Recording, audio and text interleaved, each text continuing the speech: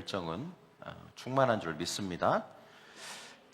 오늘 설교를 위해서 잠깐 기도하겠습니다. 사랑의 주님, 오늘 우리가 주님 앞에 나왔습니다.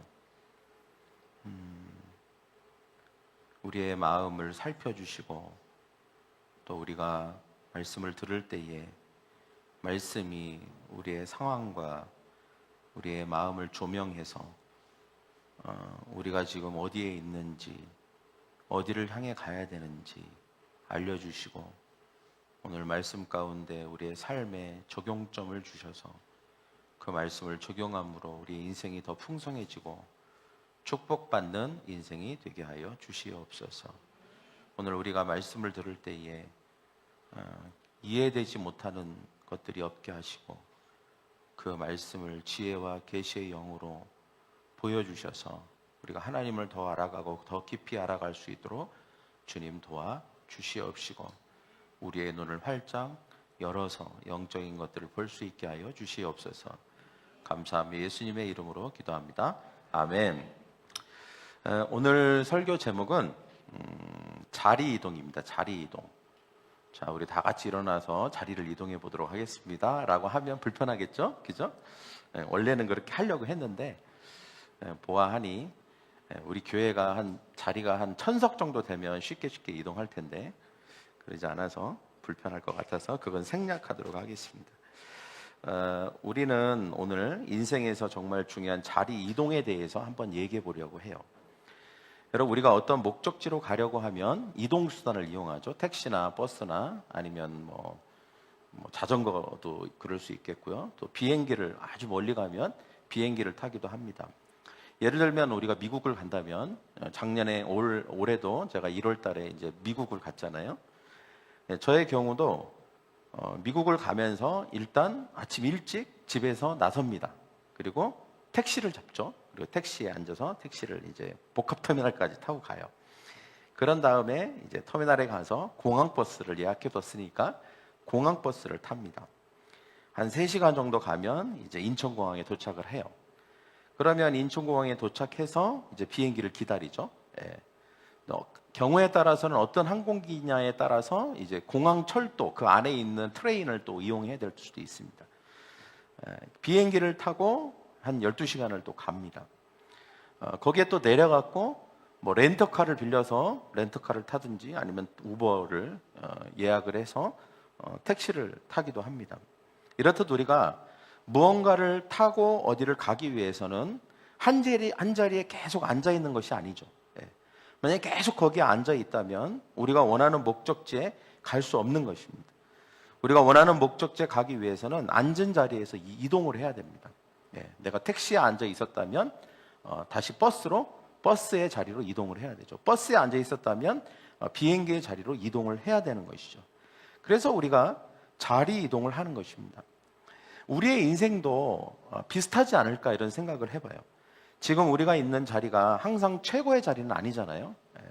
우리는 뭐 살면서 뭐 이사도 갑니다.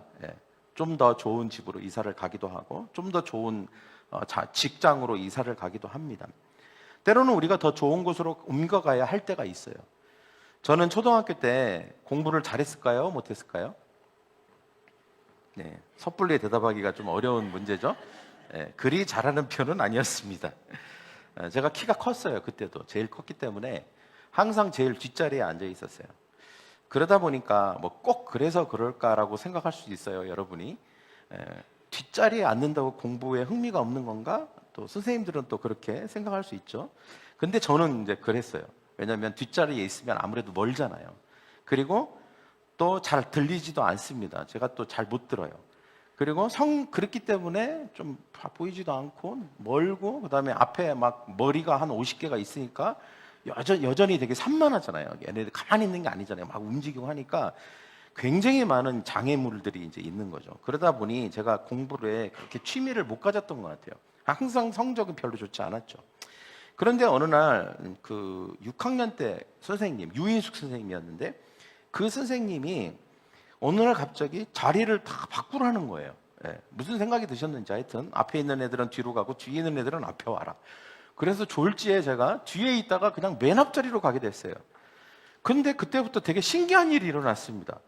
선생님 말씀도 되게 잘 들리고, 그리고 칠판도 잘 보이니까 뭐 공부도 좀 재밌는 것 같고 집중력도 막 생기는 것 같고, 그래서 시험을 봤는데 놀라운 일이 일어났어요. 제가 지금까지 평생 받아보지 못한 등수가 나온 거예요. 2등. 2등을 한 거예요. 2등. 네. 깜짝 놀랐습니다.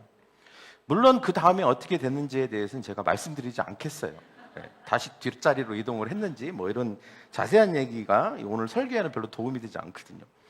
여튼 우리의 인생에도 이런 자리 이동이 필요한 것 같아요. 여러분, 지금 여러분이 있는 자리가 어쩌면 뒷자리일 수도 있잖아요. 그죠? 외롭고 힘들고 아무도 이해해 주지 않는 자리일 수도 있어요.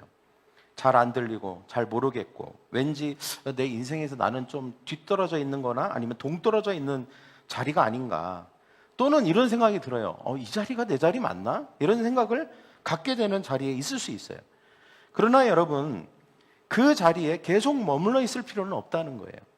더 좋은 자리가 있다는 것이죠. 더 행복한 자리로 우리는 옮겨갈 수 있습니다. 그 자리는 어디일까요? 저는 오늘 바로 그 자리가 하나님 옆자리라고 믿습니다. 할렐루야. 하나님 곁, 하나님 앞, 그 자리가 우리를 더 행복하게 하고 우리를 더 축복된 삶으로 만드는 자리라고 저는 믿어요. 하나님은 우리 모두를 사랑하십니다. 그리고 우리가 행복해지기를 원하세요. 그래서 우리를 위해서 아주 특별한 길을 마련해 주셨죠. 제가 지난주에도 이 말씀을 소개했지만, 내가 곧 길이요 진리요 생명이니 나로 말미암지 않고는 아버지께로 올 자가 없다. 특별한 길을 마련해 놓으신 거죠. 하나님께 갈 수 있는, 하나님 앞자리, 옆자리, 하나님 곁자리에 갈 수 있는 아주 특별한 통로를 예수님을 통해서 마련해 놓으셨다는 거예요. 그래서 우리가 예수님을 통해서 하나님께 갈 수 있다는 것입니다. 우리가 예수님을 믿고 따르면 하나님 곁으로 가게 되는 것을 믿으시기를 바랍니다. 할렐루야. 성경에는 이 자리 이동에 대한 이야기들이 많이 나와요. 사실 뭐 자리 이동 이런 단어가 나오는 건 아니에요. 그러나 우리가 성경 말씀들을 이렇게 쭉 보면, 이것도 자리 이동이구나, 하나님 곁으로 가는 어떤 자리 이동이 일어난 거구나, 이렇게 볼 수 있는 내용들이 굉장히 많이 있는데, 오늘은 제가 누가복음 15장을 좀 소개시켜드리고 싶어요. 예수님의 어떤 비유였죠. 두 아들이 있었는데 둘째 아들이 조금 맹랑해요. 아버지가 아직 돌아가시지도 않았는데 자기 유산을 다 달라는 거예요. 그래서 자기 유산을 가지고 독립하겠다는 거예요. 저 멀리 가서 자기가 하고 싶은 대로 살겠다는 거죠. 괘씸해요. 그런데 아버지가 좋으셨어요. 그래서 모든 유산을 그 아들이 달라는 대로 다 주었습니다. 여튼 유산을 받아서 이제 아버지를 룰루랄라 멀리 떠났죠. 그리고 자기가 하고 싶은 모든 것을 하고 살았어요. 근데 시간이 지남에 따라서 이 아들이 가지고 있는 모든 돈을 다 탕진하게 되었습니다. 화랑망탕하게 그냥 친구들과 함께 술 먹고 그냥 도박하고 그냥 하고 싶은 걸 다 했으니까 모든 재산을 잃어버리게 된 거죠. 아주 비참한 처지가 됩니다. 그런데 그 상황에서도 이 둘째 아들이 아주 매우 좋은 결정을 내려요. 성경에는 이 둘째 아들이 굉장히 좋은 결정을 내렸다라고 말하고 있습니다. 그게 뭐냐? 내 아버지 집에는 어느 날 이 둘째 아들이 너무 비참한 가운데 진짜 돼지가 먹는 그런 열매를 먹다가 갑자기 이런 생각이 드는 거예요. 내가 왜 이러고 있지? 내가 왜 여기에 있지? 우리 아버지 집에는 먹을 게 풍성한데, 그리고 우리 아버지 집에는 안락한 침대도 있는데 내가 왜 이 돼지 우리에서 돼지가 먹는 열매나 먹고 있고 이렇게 내가 고생을 하고 있나? 라고 하는 생각을 한 것입니다. 내가 계속 이 나쁜 자리에 있을 필요가 있을까? 그래, 내가 일어나 아버지께로 가자. 그렇게 결심을 한 거죠. 자리 이동을 하기로 결정한 거예요. 그래서 둘째 아들이 이제 아버지께로 돌아가게 됩니다. 근데 아버지께 돌아갈 때 걱정이 많았겠죠. 아버지가 나를 환영해 줄까? 받아줄까? 그런데 놀랍게도 아버지는 말할 수 없이 기뻐하셨어요. 그리고 둘째 아들을 정말 환영해주고 너무나도 기쁘게 맞아주셨습니다. 그리고 둘째 아들이 원래 가지고 있던 모든 것을 다 회복해 주시고 모든 것을 누리게 해 주었습니다. 여러분, 이와 같이 우리에게 자리 이동은 우리의 삶을 변화시킬 수 있는 줄 믿습니다. 할렐루야. 여러분, 앞에 한번 화면을 한번 보시겠어요? 사진이 있는데 저 사진의 주인공이 누굴까요? 혹시 아세요? 네? 몇몇은 알고 있네요. 네. 네. 우리 저기 유민이가 누구라고 그랬죠? 저스틴 비버. 네. 그 유명한 사람이죠. 여튼 제가 얘기하지 않았는데도 알고 있으니까. 하여튼 세계적인 가수래요. 전 사실 잘 몰라요. 근데 제가 좀 찾아보기는 했어요. 왜냐하면 저스틴 비버가 유명한 가수라는 건 알고 있어요. 그리고 한때 큰 성공을 거뒀지만 막 엄청난 돈도 많겠죠. 그런데 이 청년이 초창기 때 막 인기가 올라갈 때만 해도 그렇게 뭐 하나님을 믿거나 신앙이 있거나 이런지 않았어요. 그냥 하나님은 그의 삶의 주변에 그냥 위치하고 있었죠. 또 막 법적인 문제도 일어나고 구설수도 일어나고 어떤 이미지에 타격을 받을 만한 그런 이제 이슈들도 있었습니다. 그래서 그가 이런 말을 했다고 그래요. 그가 자신이 방황하고 있으며 삶에서 공허함을 느낀다 이렇게 말했던 적도 있답니다.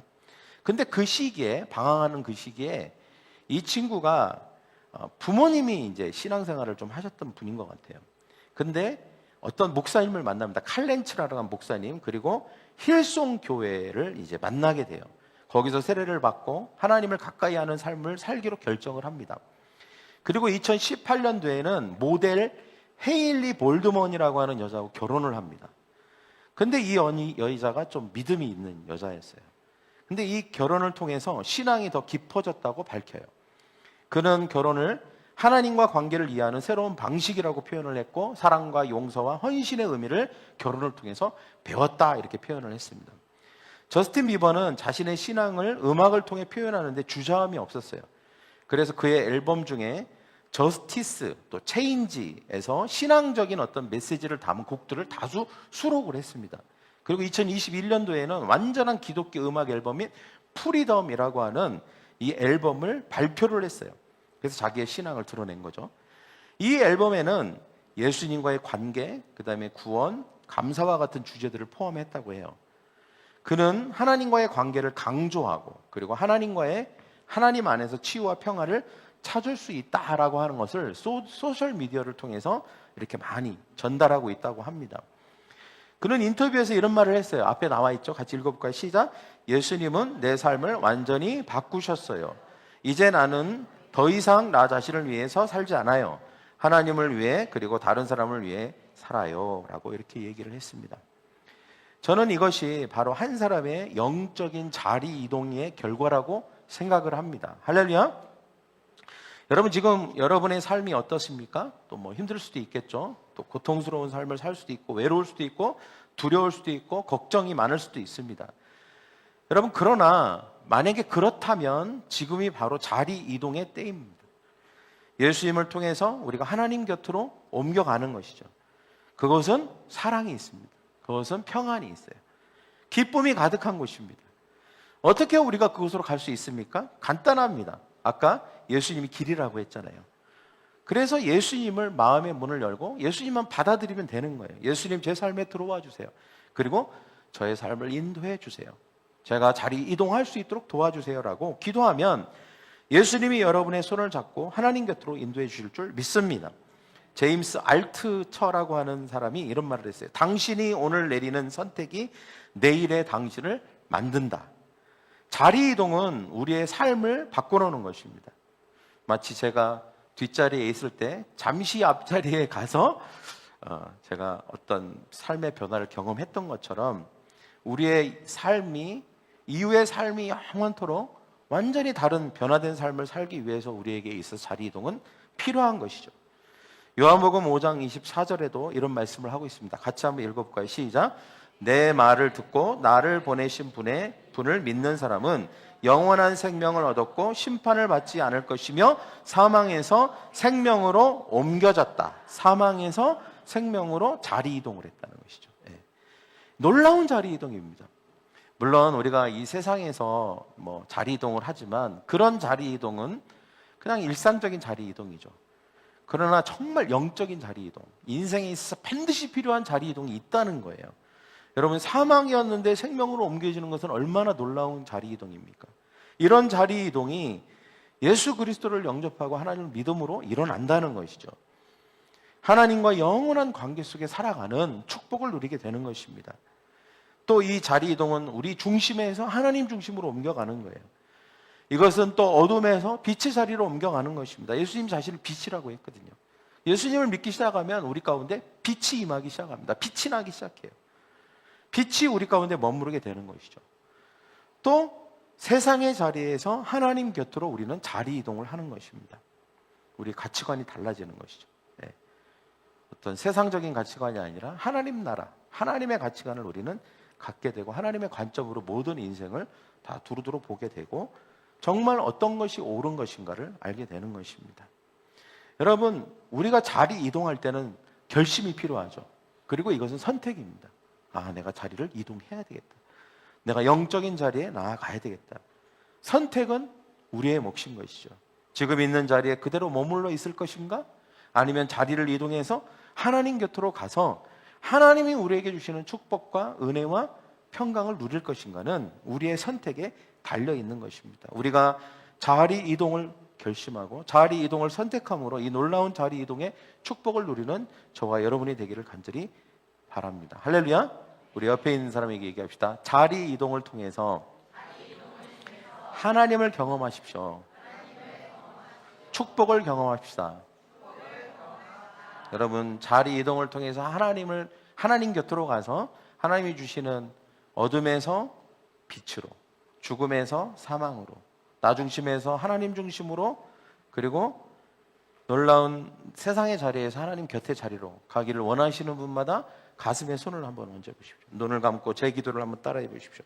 하나님, 우리를 사랑해 주셔서 감사합니다. 예수님을 통해 우리에게 새로운 삶의 자리를 마련해 주셔서 감사합니다. 우리가 예수님을 믿고 따르며 하나님 곁으로 나아갈 수 있는 용기를 주세요.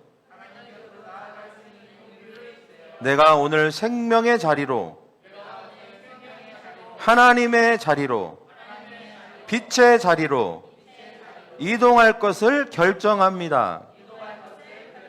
나의 결정을 축복해 주세요. 예수님의 이름으로 기도합니다. 아멘. 여러분, 오늘 이 자리에서 인생의 가장 중요한 자리 이동을 결심하셨기를 바랍니다. 하나님께서 여러분의 삶을 인도해 주실 것입니다.